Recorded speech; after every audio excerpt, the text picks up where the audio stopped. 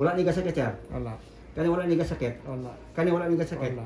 Okay, relax lang sir. Ready? 1, 2, 3, 4. Bingo. Iba ning case. Ari, Ma'am Grace, yung mong bana. Dali ko. Kabahay.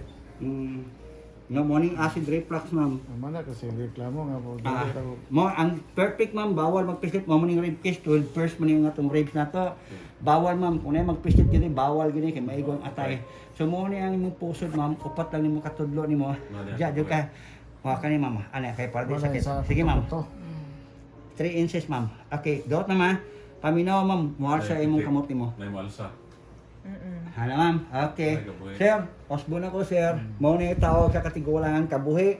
Pag musaka ang kabuhi, mo ni uban higtan-higtan. Bawal ang higtan, sir. Kung higtan nimo di kabuhi kambing. Ha, kailangan din bawal higtan. Kaya kung higtan nimo, sir, pili ka diya.